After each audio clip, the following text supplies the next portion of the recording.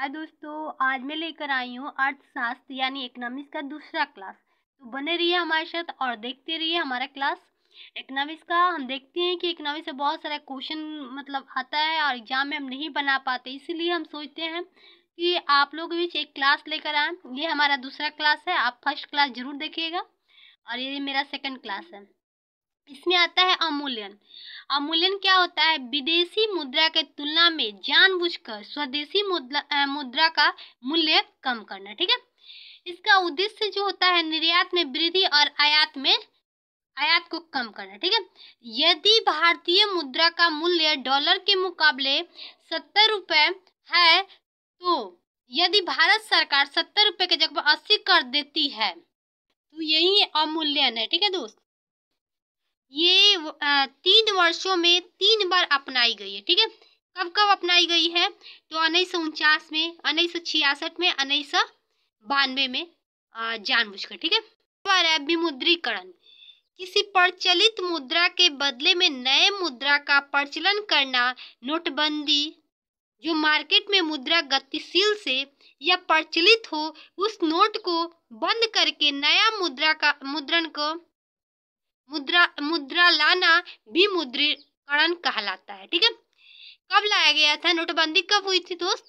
तो 8 नवंबर 2016 को हुई थी। ठीक है, और एक बार और हुआ था 1978 को। ठीक है, अब आ रहा है मौद्रिक नीति।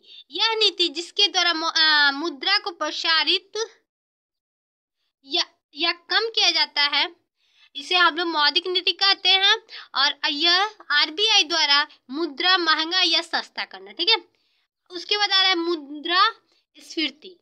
वस्तुओं के औसत मुद्रा और मूल्य का बढ़ाना मुद्रा स्फीति कहलाता है। वस्तुओं के औसत मुद्रा और मूल्य को बढ़ाना मुद्रा स्फीति कहलाती है। उसके बाद आ रहा है मुद्रा अस्फीति। साधारण शब्दों में आर्थिक मंदी को ही मुद्रा अस्फीति कहा जाता है। ठीक है, स्टेजफ्लेशन मतलब महंगाई। जब इन्फ्लेशन और डिफ्लेक्शन साथ हो तो उसे हम लोग स्टैगफ्लेशन कहते हैं। और डिफ्लेक्शन क्या होता है? इन्फ्लेशन पर नियंत्रण के लिए जानबूझकर डिफ्लेशन लाना डिफ्लेशन कहलाता है। मतलब मंदी लाना मंदी कहलाता है, जानबूझ के नियंत्रण करना मंदी कहलाता है। अब आ रहा है रिफ्लेक्शन। जानबूझकर मूल्य की वृद्धि कर और मंदी कर पर नियंत्रण पर प्रयास करना डिफ्लेशन पर नियंत्रण करना, ये होता है रिफ्लेक्शन। हॉट मनी यानी गर्म मुद्रा, वैसी मुद्रा जिसमें परिवर्तन पलायन का गुण अधिक होता है उसे हम लोग हॉट मनी कहते हैं। मतलब परिवर्तन ज्यादा हो, पलायन के गुण ज्यादा होता है, उसे हम लोग हॉट मनी। अर्थात जो एक जगह नहीं टिकते हैं उसे हम लोग हॉट मनी कहते हैं। उसके बाद आ रहा है हार्ड मनी यानी दुर्लभ मुद्रा। वैसी मुद्रा जिसे प्राप्त करना कठिन हो उसे हार्ड मनी कहते हैं। उसके बाद आ रहा है सॉफ्ट मनी करेंसी, सुलभ मुद्रा। वैसी मुद्रा जिसे प्राप्त करना आसान हो उसे हम लोग सॉफ्ट मनी करेंसी कहते हैं।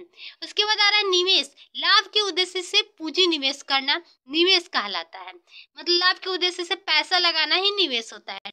उसके बाद आ रहा है विनिवेश। निवेश के विपरीत प्रक्रिया कारोबार में लगा पूंजी वापस लाना विनिवेश कहलाता है। निवेश क्या होता है? किसी भी कारोबार में पैसा लगाना निवेश। विनिवेश जो भी बिजनेस से पैसा लगाया गया है, पूंजी लगाया गया है, उसको वापस लेना हम लोग विनिवेश कहते हैं। डंपिंग क्या होता है? किसी देश द्वारा अपने यहाँ उत्पादित वस्तुओं का मूल्य बहुत कम और दूसरे देशों का निर्यात करना डंपिंग कहलाता है। अब आ रहा है निजीकरण। निजीकरण क्या होता है? अर्थव्यवस्था में निजी भूमिका बढ़ाना ही निजीकरण होता है। उसके बाद आ रहा है उदारीकरण। उदारीकरण क्या होता है? सरकारी क्षेत्रों को कम कर निजी क्षेत्र के लिए उदार नीति अपनाना उदारीकरण कहलाता है। ठीक है, वैश्वीकरण क्या होता है? किसी अर्थव्यवस्था का विश्व का अर्थव्यवस्था से जुड़ना वैश्वीकरण कहलाता है। तो ये रहा हमारा आज का दूसरा क्लास। कैसा लगा आप लोग जरूर कमेंट करके बताइएगा कि हमारा क्लास कैसा। अगर कुछ मिस्टेक लगे या कुछ भी कमी लगे तो आप लोग कमेंट करके बताइएगा, हम उस कमी को पूरा करेंगे। Thank you friends.